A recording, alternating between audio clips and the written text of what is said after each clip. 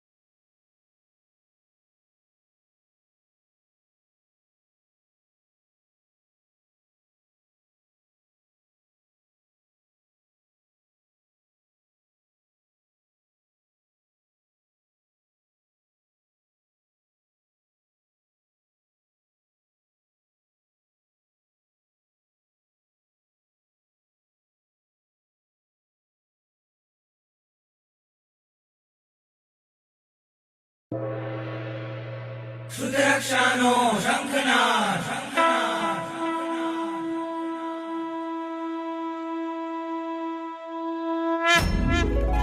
વંદે શુદ્ધજ્ઞાનમ વંદે શુદ્ધજ્ઞાનમ વંદે શુદ્ધજ્ઞાનમ વંદે શુદ્ધજ્ઞાનમ।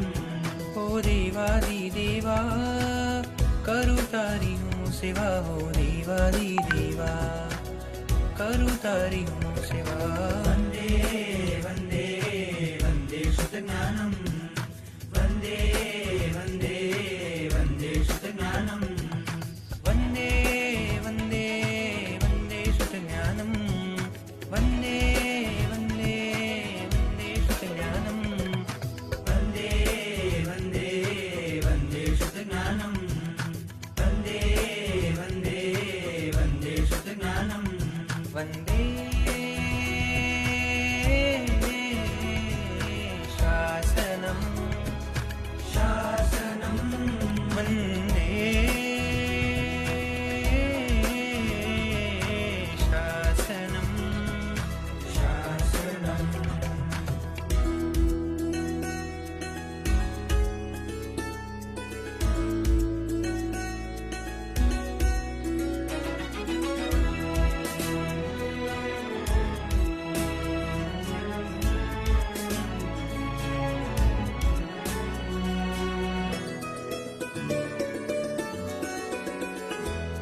આ વિશ્વમાં જે શ્રેષ્ઠ છે, સર્વ ધર્મમાં તુલ્ય છે। આ વિશ્વમાં જે શ્રેષ્ઠ છે, સર્વધર્મમાં તુલ્ય છે। સૂરીશ્વરોનો શ્વાસ છે, મુનિઓ તણો વિશ્વાસ છે, મુનિઓ તણો વિશ્વાસ છે। વંદે શુદ્ધજ્ઞાનમ વંદે શુદ્ધજ્ઞાનમ વંદે વંદે વંદે શુદ્ધજ્ઞાનમ।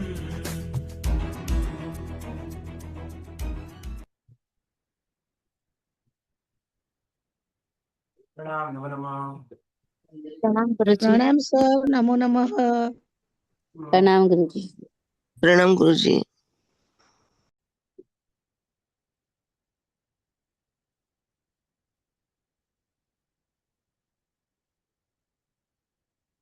આપણે પ્રણામ સર, નમો નમો સર। ગઈકાલનો રેકોર્ડિંગ મૂકશો પ્લીઝ। હા ગઈકાલની ગઈકાલે આપણે જે સ્વાધ્યાય કર્યો એમાં એક આપણે સુધારો કરવાનો છે। કયો? કે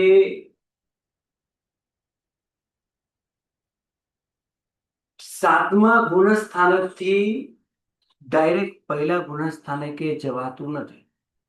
નિયમમાં એને પહેલા છઠ્ઠા ગુણસ્થાનકે આવવું પડે છે અને પછી એ ગમે તે ગુણસ્થાનકે જઈ શકે છે।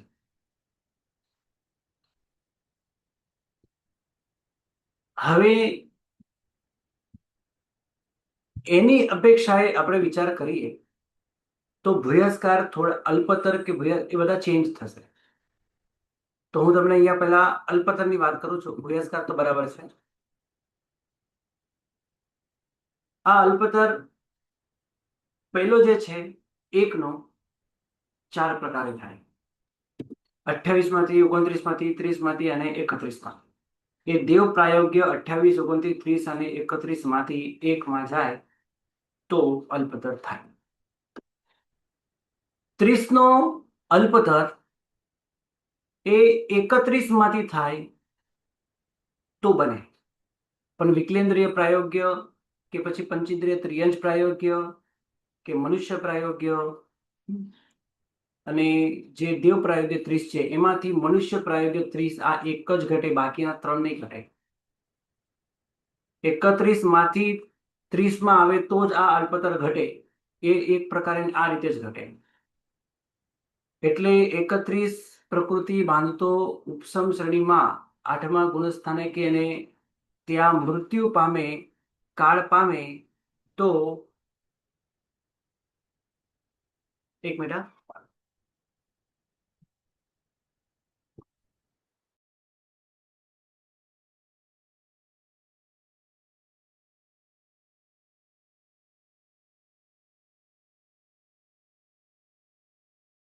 તો આપણે 30 માનો જે અલ્પતર જે છે આ રીતે 31 માંથી આવે તો જ થઈ શકે, બાકી નહીં થાય. બરાબર છે.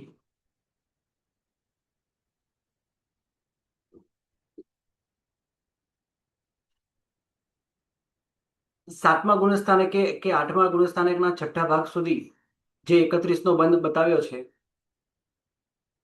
એ આ રીતે મનુષ્ય 31 નો બંધ કરે અને મૃત્યુ પામે તો સીધો એ દેવલોકમાં જાય, અને દેવગતિમાં ગયા પછી મનુષ્ય પ્રાયોગ્ય 30 પ્રકૃતિ બાંધે. 31 માં જીન નામ છે અને 30 માં પણ જીન નામ છે. આ રીતે 30 નો અલ્પતર એક પ્રકારે જ ઘટે. 29 નો અલ્પતર 9 પ્રકારે ઘટે, જે તમને અહીંયા સ્પષ્ટ દેખાય છે.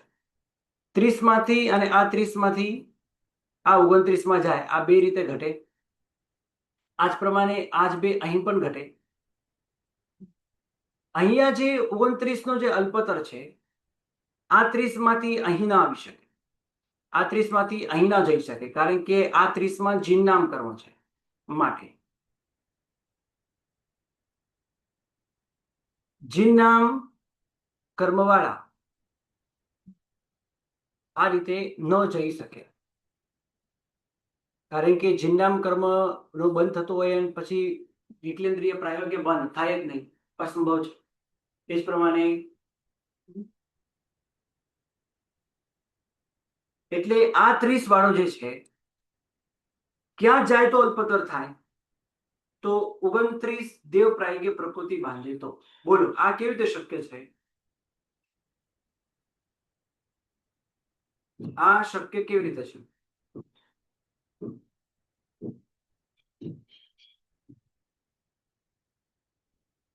શું થયું બોલો?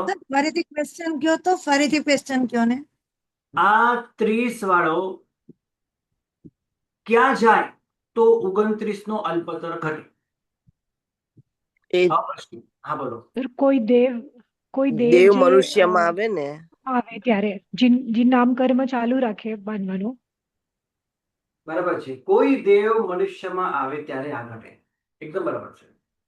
કારણ કે દેવલોકની અંદર જીનનામ કર્મ બાંધતા બાંધતા ત્યાં ગયા હોય અને ત્યાં જીનનામ કર્મ બાંધતા હોય અને મનુષ્ય પ્રાયોગ્ય 30 પ્રકૃતિ બાંધતા હોય અને મૃત્યુ પામે અને મનુષ્ય ગતિમાં આવે અને મનુષ્ય ગતિમાં આવતાની સાથે જ દેવ પ્રાયોગ્ય 29 નો બંધ કરે, તો 30 માંથી 29 માં જાય તો આ માત્ર દેવ પ્રાયોગ્ય 29 જ ઘટાડવાનું, ઉપરના બે નહીં ઘટાડવાનું. ઉપરના ત્રણેય 29, 29, 29 નહીં ઘટાડવાનું. પછી તો આ મનુષ્ય પ્રાયોગ્ય 29 ઉપર કોણ આવે તો અલ્પતર ઘટે?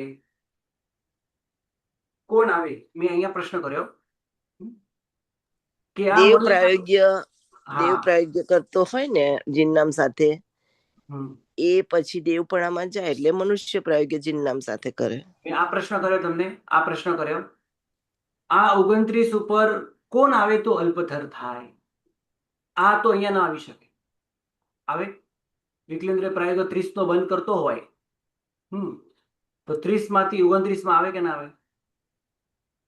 ઘટે કે ના ઘટે? તો ઘટી શકે. ઘટી શકે, બરાબર છે. પછી આ 30 વાળો અહીંયા આવે તો ઘટે કે ના ઘટે? ઈ પણ ઘટે. ઘટી શકે, આ ન ઘટે. બરાબર, એટલે મેં અહીંયા બે તો લખ્યા જ છે, સાથે +1 પણ લખેલું, એટલે 3 ઘટે છે. એટલે આ 30 વાળો અહીંયા આવે તો ઘટે, આ 30 વાળો અહીંયા આવે તો ઘટે, અને પ્લસ આ 30 વાળો અહીંયા આવે તો પણ ઘટે. આ 29 નો અલ્પતર. આ 3 30 માંથી આવે તો ઘટે. કયા કયા 3? તો મેં અહીંયા ઉપરના 2 પ્લસ કરવાના, હે ને? ઉપરના 2 અને +1, આ રીતે 3 ઘટે. અહીંયા ટોટલ 3 ઘટે, અહીંયા 2 ઘટે, અહીંયા 2 ઘટે, આ 2 નીચે જ લેવાના. એટલે આ 30 વાળો, આ 30 વાળો, આ 30 વાળો નહીં લેવાનો, આ 30 વાળો લેવાનો. એટલે કે છઠ્ઠા સાતમા ગુણસ્થાનકે માની લઈએ, સાતમા ગુણસ્થાનકે મૃત્યુ પામે, આહારક દ્વીપ બાંધે છે, કે આઠમા ગુણસ્થાનકે મૃત્યુ પામે, આહારક દ્વીપ બાંધે છે, અને સિદ્ધમ ત્યાં જ મૃત્યુ પામીને દેવલોકમાં ઉત્પન્ન થઈ જાય તો આહારક દ્વીપ બંધ થઈ જાય અને મનુષ્ય પ્રાયોગિક પ્રકૃતિ બાંધવા લાગે તો 29 ઘટે. એટલે આ 30 માંથી 29 ઘટે, 3 રીતે ઘટે. ખૂબ સરસ ગુરુજી, બહુ જ સરસ. અને નીચે 31 નો છે, આ 31 તો માત્ર દેવ પ્રાયોગ્ય 29 માં જાય તો ઘટે. આ 31 વાળો આ જ 29 માં જાય તો જ અલ્પતર ઘટે. અને આ 29 માં આવા વાળા 2 જણા છે, આ 30 વાળો પણ આવી શકે અને આ 31 વાળો પણ આવી શકે. તો આ 30 વાળો ના આવી શકે, તો આ 30 વાળો તો બિલકુલ ના આવી શકે. કારણ કે 30 માં આહારક દ્વીપ છે અને 29 માં ચિહ્નામ છે. એટલે આવું તો ના બને, જે સમયે આહારક દ્વીપ જાય એ જ સમયે ચિહ્નામ બાંધવા લાગે, આવું તો ના જ બને. કારણ કે જો એ આહારક દ્વીપ જાય તો 30 માંથી 28 થઈ જાય, 28 માં પછી ચિહ્નામ આવી જાય, તો 28 માંથી 29 માં જાય તો ભયસ્કાર થઈ જાય. અહીં આપણે અલ્પતરની ગણતરી કરી રહ્યા છીએ. તો આ પ્રમાણે અહીંયા બે 31 માંથી સર 31 માંથી આહારક દ્વીપ જાય તો પછી 29 થયા ને? હા, આહારક દ્વીપ જાય તો એટલે 31 માં જીનનામ બંધાય છે. અહીંયા પણ જીનનામ છે, કારણ કે જીનનામ એક વખત બાંધવાની શરૂઆત થાય તો શરૂ થઈ જાય, પછી અટકે નહીં. આમાં આહારક દ્વીપ જતી રહે, આહારક દ્વીપ બાંધવાની પૂર્ણ થઈ જાય તો 29 નો બંધ થાય. એટલે 29 નો આ રીતે અલ્પતર થઈ શકે. એટલે 31 માંથી અલ્પતર દેવ પ્રાયોગ્ય 29 નો જે બંધ છે એમાં અલ્પતર 2 રીતે થાય. મનુષ્ય પ્રાયોગ્ય 30 વાળો, એમાં પણ જીનનામ છે, આમાં પણ જીનનામ છે, આમાં પણ જીનનામ છે, આમાં પણ જીનનામ છે. આ આહારક દ્વીપને છોડી દે અને આ ભવ છોડી દે. દેવો આવું કરે. દેવો ચોથા ગુણસ્થાને કે 30 મનુષ્ય પ્રાયોગ્ય બંધ કરે અને દેવ ભવ છોડી દે અને મનુષ્યમાં આવે તો મનુષ્ય યોગ્ય મનુષ્ય ભવની અંદર દેવ પ્રાયોગ્ય 29 નો બંધ શરૂ કરે. આ પ્રમાણે 29 નો બંધ 9 પ્રકારે ઘટે. 1 2 3 4 5 6 7 8 9. આગળ વાત કરો. ગુરુજી આપે એવું કહ્યું હા, કે આહારક દ્વીપ નો બંધ છોડી દઈને તરત જ જીનનામનું નવું ચાલુ કરે એવું નહીં બને. આવું નહીં બને. બરાબર. જો તમે 30 માંથી 31 માંથી હે ને 31 માંથી આહારક દ્વીપ જાય તો 29 ઘટે, પણ 30 માંથી તમે આહારક દ્વીપ કાઢો તો સૌથી પહેલા 28 થઈ જાય. હા, બરાબર. તમે જીનનામ કરો તો પછી એ 29 થાય. એટલે 28 નો ભૂયસ્કાર થયો એવું થાય એમ. જી, એટલે 30 માંથી 29 નો ભૂયસ્કાર ન ઘટે, ભૂયસ્કાર નહીં, અલ્પતર ન ઘટે. બાકી તમે જેમ જો 30 અને 29, 30 મોટી સંખ્યા છે, 29 નાની સંખ્યા છે, થવો જોઈએ. પણ દેવ પ્રાયોગ્ય 30 વાળો ના થાય. બાકીના 2 30 વાળા થઈ શકે. મનુષ્ય પ્રાયોગ્ય 30 અને દેવ પ્રાયોગ્ય 31. આ 30 અને 31 માંથી 29 નો અલ્પતર થઈ શકે. આ રીતે 9 પ્રકારે 29 ના અલ્પતર છે. 28 નો અલ્પતર 11 પ્રકારે ઘટે. 29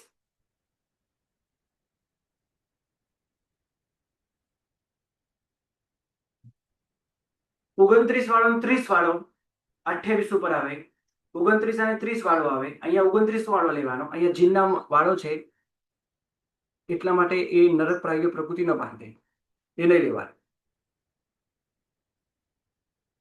પછી આ 30 વાળો અહીં ના આવી શકે, કારણ કે આ 30 માં શું છે, આહારક દ્વિક છે. આહારક દ્વિક વાળો ડાયરેક્ટ એ પહેલા છઠ્ઠા ગુણસ્થાનકે આવે, અને છઠ્ઠા ગુણસ્થાનકે આવે એટલે આહારક દ્વિક અટકી જ જાય, સીધો 28 આવે. 28 નરક પ્રાયોગ્ય પ્રકૃતિ તો ન બાંધી શકે, દેવ પ્રાયોગ્ય પ્રકૃતિ બાંધી શકે. એટલે આ રીતે 28 ઉપર આવે. 30 માંથી આ 28 ઉપર જ આવે, આ 28 ઉપર ન આવે.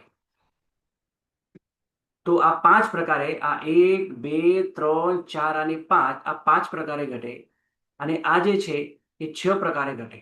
એટલે આ પણ અહીંયા આવી શકે, કારણ કે આ બંનેનો જે ઉપરના 5 અહીંયા પણ ઘટે છે, દેવ પ્રાયોગ્ય 28 ઉપર, કારણ કે પહેલા પ્રથમ ગુણસ્થાનકે બધું શક્ય છે. પ્રથમ ગુણસ્થાનકે વિકલેન્દ્રિય પ્રાયોગ્ય કે પંચેન્દ્રિય ત્રિયન પ્રાયોગ્ય પ્રકૃતિ બાંધી શકે, અને મનુષ્ય પ્રાયોગ્ય 29 નો બંધ કરતો કરતો પણ દેવ પ્રાયોગ્ય 28 નો બંધ બધું થઈ શક્ય છે. પ્રથમ ગુણસ્થાનકે બધું શક્ય છે, પણ 30 નો જે બંધ છે એ તો ઉપરના ગુણસ્થાનકે હોય. તો ઉપરના ગુણસ્થાનકે માત્ર દેવ પ્રાયોગ્ય પ્રકૃતિ બાંધે તો જ શક્ય છે.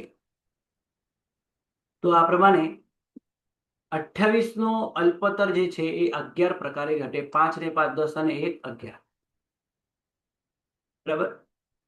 કોઈને પ્રશ્ન હોય તો પૂછો. 29 નો અલ્પતર 7 જ રીતે ઘટે. ગઈકાલે આપણે 30 માંથી પણ ઘટાવ્યું હતું, એ ન ઘટે, કારણ કે 30 તો 7મા ગુણસ્થાનકે, 7મા ગુણસ્થાનકે પહેલા ગુણસ્થાનકે નથી જવાતું. 7 માંથી પહેલા છઠ્ઠે આવે, છઠ્ઠામાંથી પહેલે જઈ શકે. તો એક આપણે કાઢીને ગઈકાલે 8 ઘટાવ્યા, તો અહીંયા 7 ઘટશે. એટલે 26 નો અલ્પતર 7 પ્રકાર. 25 નો અલ્પતર 32 પ્રકારે, 36 પ્રકારે નહીં પણ 32 પ્રકાર. 26 વાળો 25 માં, 29 30 વાળો 25 માં. એટલે આ 1, આ 2, આ 3, આ 4, આ 5, આ 6, આ 7 અને આ 8. પ્રથમ ગુણસ્થાનકે બધું શક્ય છે. આ 8 થયા. આ 8 અહીંયા પણ ઘટે, આ 8 અહીંયા પણ ઘટે, અને અહીંયા પણ આ 8 ઘટે. 8 8 16, 16 દુ 32. 25 નો અલ્પતર 32 પ્રકારે ઘટે.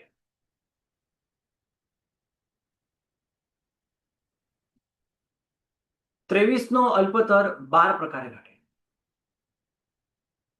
1 2 3 4 5 6 7 8 9 10 11 અને 12. આ નહીં ઘટે, કારણ કે જિન્નામ વાળો છે. આ પણ જિન્નામ વાળો નહીં ઘટે. આ આહારક દીપ વાળો નહીં ઘટે. આ આહારક અને જિન્નામ વાળો નહીં ઘટે. અને આ 1 માંથી 23 માં જાય તો ભૂયસ્કાર થઈ જાય, અલ્પતર ના થાય. આ રીતે આ 12 ઘટે. આ પ્રમાણે તમારે આ અલ્પતર પણ પૂરા. કોઈને કઈ પ્રશ્ન હોય તો પૂછો. એટલે ગુરુજી ગઈકાલમાં એટલું કરેક્શન રહેશે, આપણે આહાર જે દ્વિક વાળાને 7મા, હા બસ, જે 7મા ગુણસ્થાનકથી આપણે પહેલા ગુણસ્થાનકે લઈ જતા હતા એ છે જ એ નહીં નહીં. જવાનું. આવું ન થઈ શકે. હવે આજનું પેલા રેકોર્ડિંગ બી ગુરુજી, આજનું રેકોર્ડિંગ એ જલ્દીથી મૂકી દેજો ને, એટલે કાલનું કરેક્શન કરી દઈશું બધું. જી, જી.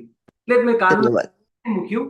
મને ખબર પડી ગઈ કે 7 આવે નહીં તો ખોટું ભણાઈ જશે, ખોટું યાદ કરશે લોકો, એટલે મેં નહીં મૂક્યું. બરાબર?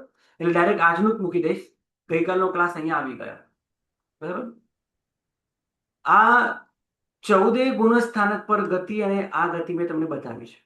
આમાં તમે જોઈ શકો છો 7મું ગુણસ્થાન, 7મા ગુણસ્થાનક પર કોણ આવી શકે છે, આ ગતિ કોની? તો પહેલા ગુણસ્થાનક વાળા ડાયરેક્ટ 7મા ગુણસ્થાનકે આવી શકે. ચોથા ગુણસ્થાનક વાળા 5મા, 6ઠ્ઠા અને 8મા વાળા પણ આવે નીચે ઉતરતી વખતે. એટલે 7મા ગુણસ્થાનકે કોણ આવે, અને 7મા ગુણસ્થાનક વાળા ક્યાં જાય? તો એ છઠ્ઠે જાય, જો પહેલે ન જાય. પહેલે ગુણસ્થાનકે જાય તો આ સંભવ છે, એટલે પહેલા ન જાય. એ જ પ્રમાણે એ 8મે જઈ શકે. 7મા ગુણસ્થાનક વાળો છઠ્ઠે જાય, 7મા ગુણસ્થાનક વાળો 8મે જાય, અને ભવક્ષય પડે તો 7મા ગુણસ્થાનકથી ચોથે પણ જાય.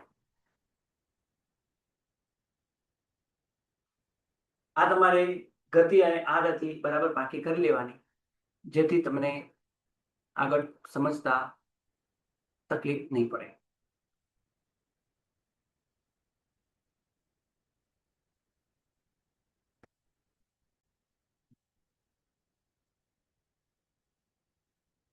નામકર્મના અલ્પતર 7 પ્રકારે કોને ઘટે, એના બંધક જીવો કયા, એની વાત અહીંયા મેં મૂકી છે.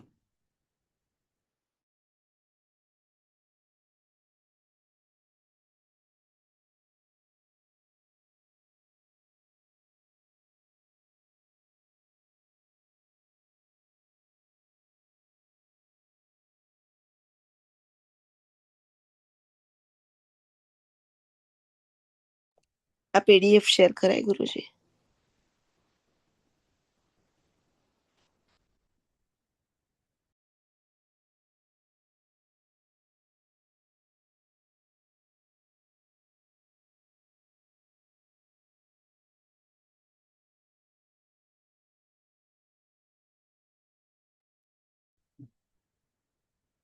નામ કર્મ ના 7 અલ્પતરના એના બંધક જીવો કયા? 23 નો બંધક, 23 નો અલ્પતર મિથ્યા દ્રષ્ટિ ત્રિયાન મનુષ્ય જ કરશે. 25 નો અલ્પતર મિથ્યા દ્રષ્ટિ મનુષ્ય ત્રિયાના ઈશાન સુધીના દેવતા. આ લગભગ બધું આ પહેલા આવી ગયું છે. માત્ર તમારે અહીંયા એટલું જોવાનું છે કે પહેલો અલ્પતર કયો છે, બીજો અલ્પતર કયો છે. આ 1 નો અલ્પતર, આ બીજો, 30 નો, આ 29 નો, આ 28 નો, આ 26 નો, આ 25 નો અને આ 23 નો, 7 નો. આ ક્રમ જોઈ લેશો તો બધી ખબર પડી જશે. નામ કર્મના અવક્તવ્ય બંધ. 11મા ગુણસ્થાનક થી પડીને સીધા 10મા ગુણસ્થાનકે આવે. 11મા ગુણસ્થાનક નો કાળ અંતર્મુખનો છે. અંતર્મુખનો કાળ પૂર્ણ કરીએ 10મા ગુણસ્થાનકે આવે. પડતો આવે એટલે 10મા ગુણસ્થાનક યશ નામ કર્મ બાંધવા લાગે. તો ત્યાં 1 નો અવક્તવ્ય બંધ, અબંધક થઈને બંધક થયો. પછી 30 નો પણ એક અવક્તવ્ય બંધ થયો. 11મા ગુણસ્થાનકે ભવક્ષય પડે સીધા 4થા ગુણસ્થાનકે આવે. તો 4થા ગુણસ્થાનકે મનુષ્ય પ્રાયોગ્ય 30 પ્રકૃતિ બાંધી શકે છે. એટલે કોઈ જીનનામ કર્મ જેને બાંધ્યું છે એને ઉપસમ શનિ માંડ્યું હોય અને 11મા ગુણસ્થાનકે ગયા હોય અને ત્યાં ભવક્ષય થયો હોય તો સીધા 4થા ગુણસ્થાનકે આવે અને દેવભવના પહેલા જ સમયથી મનુષ્ય પ્રાયોગિક 30 નો બંધ કરે.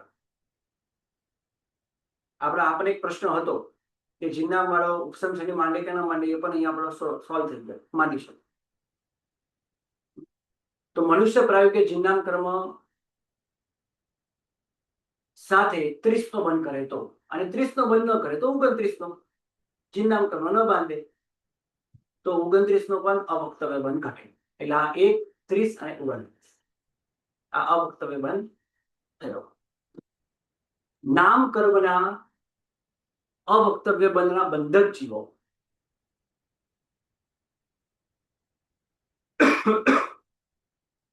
29, જે મનુષ્ય પ્રાયોગ્ય 29 છે એ દેવ અને નારદ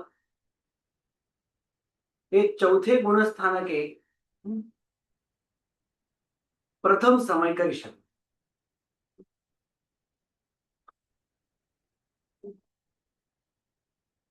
ભવક્ષય પતિ મનુષ્ય પ્રાયોગ્ય ત્રીજો આ અલ્પતર. એની અંદર જે નારદ બતાવ્યા છે, કારણ કે 29 ની અંદર કોઈ જીનનામ વગેરે છે નહીં.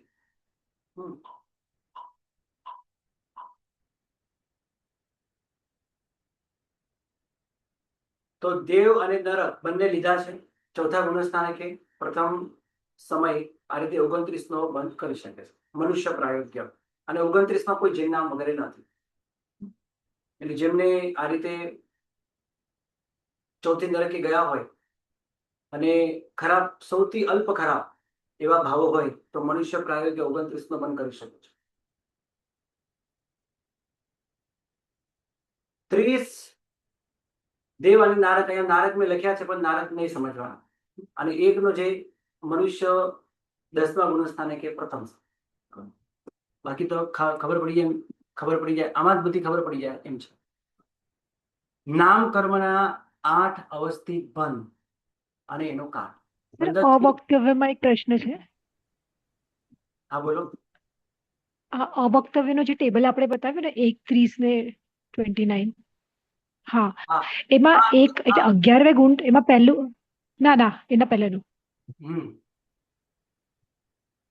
સર આના પહેલાનું, હા, 11वे गुण स्थानक से 10वें गुण स्थानक पर प्रथम समय, તો અહીંયા 11માં ગુંઠાણી એક બાંધતો તો, હવે ના, 10મે ગુંઠાણે આવ્યો તો 11 ગુણ સ્થાનકે એકનો બાંધતો નહોતો, 0 બાંધતો હતો, બાંધતો જ નહોતો. સર યશ, યશ તો 10મા ગુણ સ્થાનક સુધી 11મા ગુણ સ્થાનકે સાતવેદને જ બંધાય, બીજું કે બંધાય જ નહીં. અરે હા, જી જી જી સર, મિચ્છામી. એટલે 11 માંથી અવક્તવ્ય પણ 0 માંથી જ થાય, એટલે 0 માંથી 1 માં આવ્યો તો થાય. હવે 11મા ગુણ સ્થાનકે પડીને સીધો ચોથા ગુણ સ્થાનકે આવે તો ચોથા ગુણ સ્થાનક જીનનામ કર્મની સાથે બાંધવા લાગે તો 30, અને સાથે ન બાંધવા લાગે તો 29. એટલે આ 1 ઘટે 30 ગતે અને 29 ગતે અને 30 ગતે. બરાબર? જી સર. ગુરુજી આના પછીના ટેબલમાં 29 વાળું નહીં, સમજાવો. આ જે પછીનો ટેબલ છે ને, આની અંદર આ નરક લેવાનું નથી. બરાબર? કારણ કે નરક, નારકીમાં આવું ના ઘટી શકે. હા એટલે મને કારણ કે ઓકે 11મા ગુણ સ્થાનકે મરીને ચોથા ગુણ સ્થાનકે આવે એ વાત સાચી, પણ 11મા ગુણ સ્થાનકે મરીને ચોથા ગુણ સ્થાનક એ ચોથા ગુણ સ્થાનકે આવે ત્યારે દેવ ભવ જ હોય.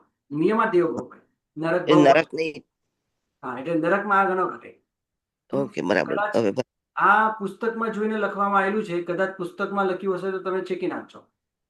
બરાબર? જી ધન્યવાદ ગુરુજી. હા, એ જ પ્રમાણે અહીંયા ગુરુજી, પણ ન ઘટે. હા, બોલો. ગુરુજી ભાવક્ષય થી જે પડે ચોથે ગુણ સ્થાનક આવે તો હા, વિગ્રહ ગતિમાં પછી કયો બંધ કરે? વિગ્રહ ગતિમાં આપણે છે ને પહેલો જ સમય, ભવનો પહેલો સમય લેવાનો. એ વિગ્રહ ગતિમાં છે પહેલો સમય, કારણ કે એને પહોંચતા 1, 2, 3 વધુ વધુ 4 કે 5 સમય, વ્યવહાર મતે 5 અને એ તો નિશ્ચય માટે 4 સમય લાગે. આપણો ભવનો પ્રથમ સમય લેવાનો. હા એટલે પણ વિગ્રહ કાલે ગતિમાં નહીં ભવનો ગણવાનું? પ્રથમ સમય, એક મિનિટ. આ કદાચ કોઈને કન્ફ્યુઝ હજી પણ થવાતું હોય, હું તમને અહીંયા ક્લિયર કરી દઉં. આ 11મા ગુણ સ્થાનકે મનુષ્ય જ હોય, અને અહીંયા ભવક્ષય, અહીંયા આયુષ્ય પૂર્ણ થઈ જાય, તો આયુષ્ય પૂર્ણ થતાની સાથે જ 11મું ગુણ સ્થાનક પણ પૂર્ણ થઈ જાય, અને એના પછી તરત જ, કારણ કે 1 સેકન્ડ 1 સમયનો પણ અંતર વચ્ચે પડતું નથી, હે ને, 1 સમયનો પણ વચ્ચે અંતર પડતું નથી. એટલે સીધા 11 માંથી એ ચોથા ગુણસ્થાનકમાં પણ અંતર નથી પડતું. એવું ક્યારે ન બને કે અમુક સમય કોઈ ગુણસ્થાનક હોય જ નહીં. ના, એવું ન બને. વિગ્રહ ગતિમાં પણ ગુણસ્થાનક હોય, એટલે 11 માંથી ચોથા ગુણસ્થાનકે, અને આ દેવ ભવનો પહેલો સમય જે વિગ્રહ ગતિનો જ હોય, અને આ દેવ ભવનો પહેલો સમય ત્યાં ચોથું ગુણસ્થાનક હોય, અને આ ચોથા ગુણસ્થાનકે મનુષ્ય પ્રાયોગ્ય કાં તો 29 નો બંધ કરે કાં તો 30 નો બંધ કરે. એ વિગ્રહ ગતિમાં જ શરૂ થઈ જાય. એટલે ભવને પહેલા જ સમય ત્યાં સ્ટાર્ટ થાય.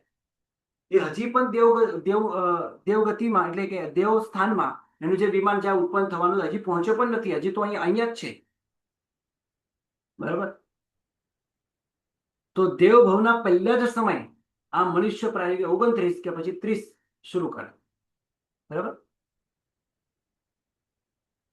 ગુરુજી બોલો. ગઈકાલે આપણે જે એક સાહેબ સમય, કાલનું લેક્ચર પોસ્ટ કરજો, થોડી ફેક્ટ એમાં ક્લિયર થઈ હતી. આપણે જે એક સાહેબ સમીક સમ્યક્તિની વાત કરી ને, જીનનામ સાથે નરકમાં જવાનું છે, એને આયુષ્ય પહેલા બાંધ્યું છે, પછી એક સાહેબ સમીક પામ્યો, પછી જીનનામ બાંધ્યું, હવે મૃત્યુ સમયે મિથ્યાત્વે ગયો. બરાબર? બરાબર. તો પછી એને મિથ્યાત્વે ગયો એ સમયે કયો બંધ કરે અને વિગ્રહમાં કયો બંધ કરે? કારણ કે ત્યાં ઉપજ્યા પછી એ મનુષ્યનો 30 કરશે મનુષ્ય પ્રાયોગ્ય. બરાબર ને ગુરુજી? હા, ત્યાં જઈને તો મનુષ્ય પ્રાયોગ્ય 30 નો બંધ કરશે. હા, પણ ઇન બિટવીન, એટલે મૃત્યુ સમયે અને વિગ્રહમાં, અને એટલે મનુષ્ય પ્રાયોગ્ય 30 કરે ત્યાં સુધી દેવ પ્રાયોગ્ય બંધ થઈ ગયું હવે એનું. જો સાંભળો, એક મિનિટ હા આગળ ન બોલતા, કારણ કે આગળની વાત તો હજી ખ્યાલ નથી તમને.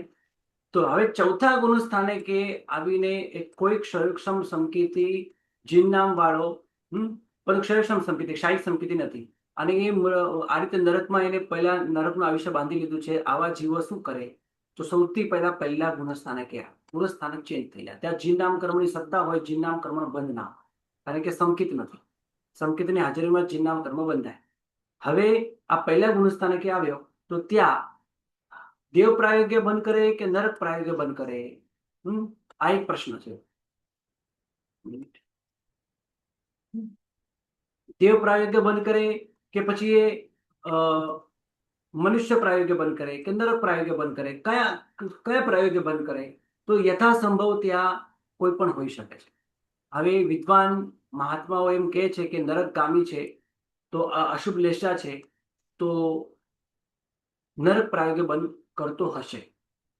આ પ્રશ્ન જ છે, તત્વ ખબર નથી. અને દેવ પ્રાયોગ્ય પણ, કારણ કે એના અધ્યવસાય અશુભ છે ખરા, પણ અશુભ અધ્યવસાયોમાં પણ દેવ પ્રાયોગ્ય બંધ થઈ શકે છે. અશુભ, કારણ કે પહેલા ગુણસ્થાને કે આમે અશુભ જ હોય, મિથ્યાત્વ જ હોય, અને પછી એ નરકગામી છે, નરકમાં જવાનું છે. તો વિદ્વાન આચાર્ય એમ કહે છે કે નરક પ્રાયોગ્ય બંધ કરતો. હવે નરક પ્રાયોગ્ય બંધ પણ છે 28 જ, અને દેવ પ્રાયોગ્ય બંધ પણ છે 28 જ. સામાન્ય, અત્યંત સામાન્ય દેવ પ્રાયોગ્ય બંધ કરતું હશે એવું લાગે છે. આ આપણે તરફથી સિદ્ધ કર્યું છે. વિદ્વાન આચાર્યો નરક પ્રાયોગ્ય એમ કહે છે. નરક પ્રાયોગ્ય 28 પણ બંનેમાં તો 28 બંધ જ છે. તો ચોથા ગુણસ્થાનકથી પહેલા ગુણસ્થાનકે આવે તો 28 બંધ શું કે એ 28 ની અંદર જીન નામ નથી. હવે આ જ પહેલા ગુણસ્થાનકે અંતર્મુખ સમય રહે, 28 બંધ અહીંયા શરૂ રહે, અને દેવ પ્રાયોગ્ય અથવા નરક પ્રાયોગ્ય, અને અહીંયા અંતર્મુખ પૂર્ણ થઈ જાય તો સીધો એ નરકમાં ઉત્પન્ન થાય. હવે નરકમાં ઉત્પન્ન થતાની સાથે પહેલા જ સમયે 30 પ્રકૃતિ મનુષ્ય પ્રાયોગ્ય સ્ટાર્ટ, જીન નામ કર્મની સાથે. વિચારો, આ નરકમાં જતાની સાથે પહેલું ગુણસ્થાનક લઈને જ ગયો છે, પહેલું ગુણસ્થાનક લઈને જ ઉત્પન્ન થયો છે. અંતર્મુખ ગયા પછી, કારણ કે ત્યાં ઉત્પન્ન થયા પછી મનુષ્ય પ્રાયોગ્ય 29 પ્રકૃતિ બાંધે, અને ગુણસ્થાનક ચેન્જ થયા પછી ચોથું ગુણસ્થાનક આવ્યા પછી 30 બંધ ફરીથી સ્ટાર્ટ કરે. બરાબર છે? જી ગુરુજી, બેસી ગયું. ધન્યવાદ. આ પ્રમાણે તત્વ સમજો. એક તમે બધા, હું તમને પછીથી વાત કરું શાંતિથી. અત્યારે આજે આપણે આટલું રાખીએ. બરાબર છે? આજની રેકોર્ડિંગ હું જલ્દી તમને મોકલી આપીશ. ગુરુજી કાલનું પણ કાલે પોસ્ટ તો કરજો ને, ગઈકાલનું પણ મોકલજો ને, કાલનું મિસ થયું છે. સારું, કારણ કે થોડા તત્વ ક્લિયર થયા હતા કાલે ગુરુજી.